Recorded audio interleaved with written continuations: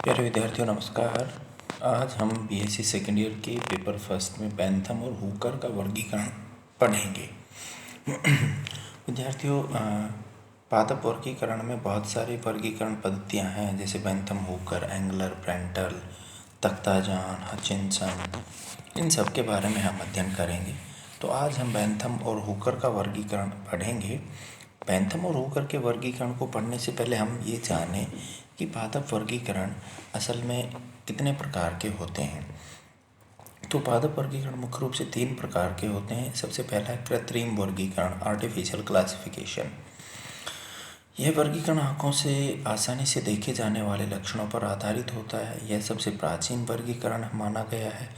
इस पद्धति में एक अथवा कुछ गुणों के आधार पर पौधों को पहचान कर वर्गीकरण किया जाता है, अतः यह कृत्रिम वर्गीकरण कहलाता है। पादप जगत के पिता लिनियस द्वारा प्रस्तुत लिंग भेद के आधार पर वर्गीकरण कृत्रिम वर्गीकरण की श्रेणी में ही आता है। इसमें उन्होंने पुष्पीय पादपों का पुंकेसरों की संख्या के आधार पर प्राथमिक वर्गीकरण प्रस्तुत किया। तो सबसे पहले लिनियस ने, थियोफ्रेस्टस ने, इन्होंने पादपों को बाहर से देख के उनके बाहरी गुणों के आधार पर उनको वर्गीकृत किया था। तो इस कारण से ये कृत्रिम वर्गीकरण कहलाता है, क्योंकि जो बाहरी लक्षण होते हैं वो कृत्रिम होते हैं, वो हमारे द्वारा निर्मित होते हैं, मनुष्य के द्वारा निर्मित होते हैं।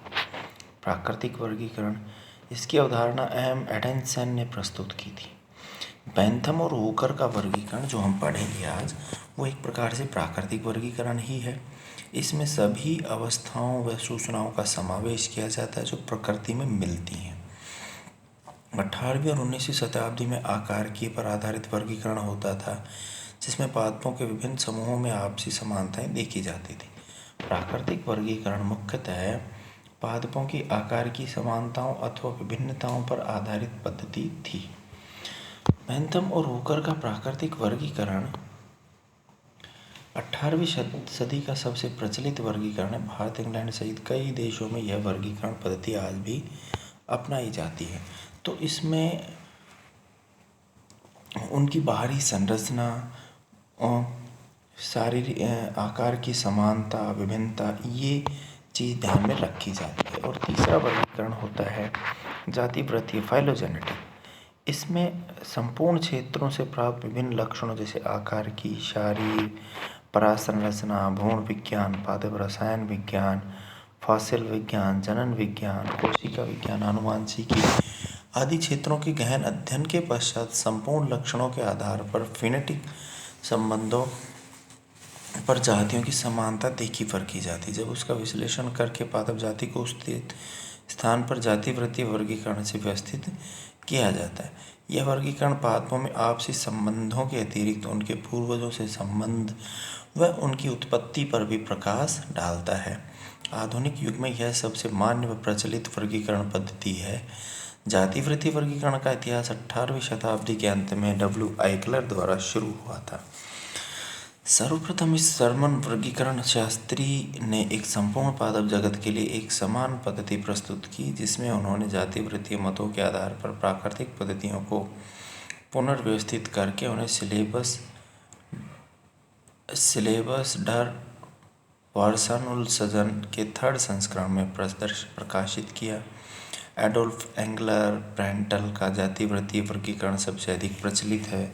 इन्होंने पादपों को एम्ब्रियोफाइटा, साइनोगोमिया के अंतर्गत रखा। बहुत से देशों, विशेषकर यूरोप के अर्बेरियम में पादप इसी पद्धति पर व्यवस्थित हैं। अब सबसे पहले हम जानते हैं कि जॉर्ज बेंथम और एडोल्फ डाल्टन हुकर का जो वर्गीकरण है।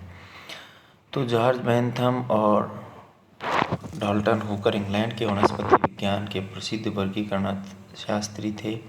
इन्होंने क्यू, एक जगह है, के रॉयल बॉटनिकल गार्डन में वर्षों तक पादपों से संबंधित अन्वेषण किए। इन्होंने अपने अनुसंधान तथा अन्वेषण को सम्मिलित रूप से ग्रंथ जेनेरा प्लांटेरम में प्रस्तुत किया। सन 1862-1863 के दौरान अनेक खंडों में प्रकाशित इस ग्रंथ में उन दोनों के पादपों के वर्गीकरण की एक नई पद्धति प्रस्तुत की, जो प्राकृतिक पद्धति के रूप में अत्यंत लोकप्रिय हुई।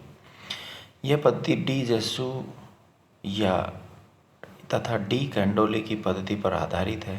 बेंथम तथा हुकर द्वारा प्रस्तावित पादपों का वर्गीकरण एक प्राकृतिक वर्गीकरण है। इसमें 202 कुलों में पुष्पीय पादपों का वर्गीकरण है। पादपों को द्विबीजपत्री, एक बीजपत्री में बांटा गया, जिसके मध्य में जिम्नोस्पर्म को वर्णित किया गया है। अतः पादपों को 3 मुख्य भागों में बांटा गया है। द्विबीजपत्री में 25 गण और 8 श्रेणियां हैं। जिम्नोस्पर्म में 3 कुल है और एक बीजपत्री पादपों में लगभग 7 श्रेणियां हैं। द्विबीजपत्री विभाग को पुनः 3 भागों में बांटा है। पॉलीपटेली में 15 गण, कैमोपटेली में 10 गण और मोनोक्लेमाइडी में 7 श्रेणियां। इस तरह बेंथम तथा हुकर द्वारा प्रस्तावित इस प्राकृतिक पद्धति में बीजी पादपों की 97,205 जातियां सम्मिलित हैं। द्विबीजपत्री में स्वतंत्र बाह्य दलपुंज, असंख्य पुंकेसर व अंडप युक्त रेननकुलेसी प्रारंभ में, पॉलीपुटेली के प्रथम कुल तथा संयुक्त बाह्य दलपुंज व सीमित पुंकेसर व अंडप युक्त लेविटी गैमोपटेली के अंत में वर्णित किया गया है। सबसे अंत में मोनोक्लेमाइड को रखा गया, जिसमें एकलिंगी पादपों को सम्मिलित किया गया है। एक बीजपत्री पादपों को 7 श्रेणियों में विभाजित किया गया है।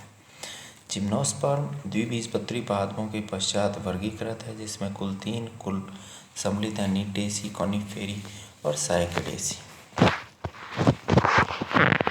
तो ये आपके सामने है बेंथम और हुकर का वर्गीकरण। फेनेरोगैम्स और सीड प्लांट्स, पुष्पोद्भिद जो हैं वो द्विबीजपत्री डाइकोटिलेडन्स, जिम्नोस्पर्म और एक बीजपत्री में विभक्त हैं। द्विबीजपत्री को फिर से पॉलीपटेली, गैमोपटेली और मोनोक्लेमाइडी या इनकम्प्लेटी में वर्गीकृत किया गया है।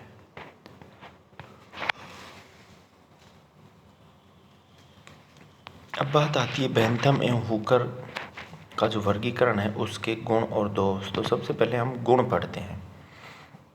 यह वर्गीकरण प्रसिद्ध वनस्पति शास्त्री वैज्ञानिक डी जेस्यू और डी कैंडोली के वर्गीकरण पर आधारित है। इस वर्गीकरण में प्रस्तुत पादपों का वर्णन गहन अन्वेषण के पश्चात सम्मिलित किया गया है।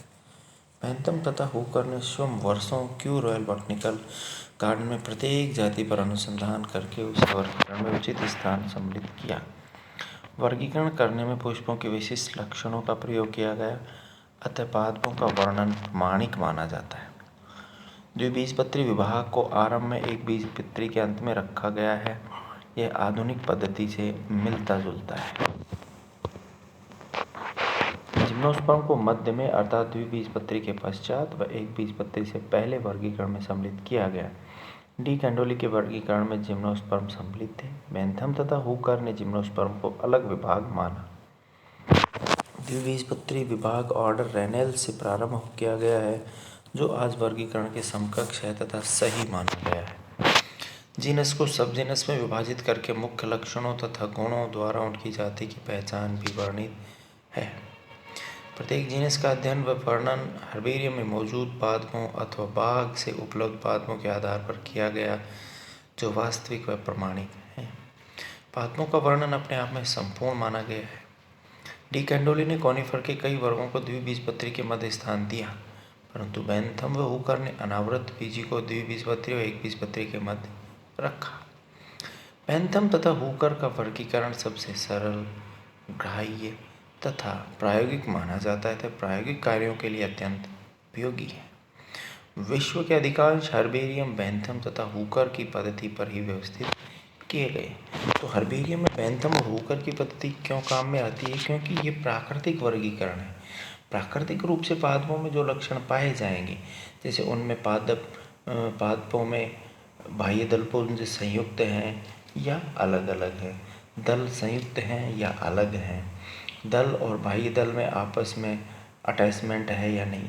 तो जो प्राकृतिक चीज़ें पादपों में पाई जाएंगी, अंडा से ऊर्ध्ववर्ती है या अधोवर्ती है, इस आधार पर उनको वर्गीकृत किया गया है। और हर्बेरियम में भी इसी के आधार पर वर्गीकरण होता है। अब बेंथम और हुकर की वर्गीकरण पद्धति के कुछ दोष भी हैं। जिम्नोस्पर्म एक अलग समूह है जो द्विबीजपत्री तथा एक बीजपत्री के मध्य रखे गए एवं यह भ्रम देते हैं कि कुछ लक्षणों में यह द्विबीजपत्री से तथा अन्य में एक बीजपत्री से मिलते जुलते हैं, जबकि वास्तव में यह अलग है तथा इन्हें मध्य में नहीं रखा जाना चाहिए था, क्योंकि जिम्नोस्पर्म तो द्विबीजपत्री से भी प्राचीन पादप है। मोनोक्लेमाइड एक कृत्रिम समूह होने के कारण सबसे अधिक आलोचना का शिकार हुआ। ऐसा माना गया कि इसमें सम्मिलित अनेक कुल पोलोपेटेली से अधिक समानता रखते हैं। पादपों को कृत्रिम गुणों के आधार पर कुछ बड़े वर्गों में वर्गीकृत किया गया, जिससे समान लक्षण युक्त पादप एक दूसरे से काफी दूर हो गए। एक बीजपत्री विभाग के लिलिएसी को जायांग के आधार पर इरिडेसी तथा अमेरिलिडेसी से अलग रखा है, जबकि यह सभी एक दूसरे से संबंधित हैं। वे गुणों में काफी साम्यता रखते हैं। वर्गीकरण में अंडाशय के ऊर्ध्व स्थिति को महत्व देने के कारण एक दूसरे से अलग अलग वर्णित हैं। तो विद्यार्थियों, ये कुछ गुण और दोष बेंथम और हुकर की वर्गीकरण पद्धति के थे। आशा है आपको ये वीडियो पसंद आया होगा।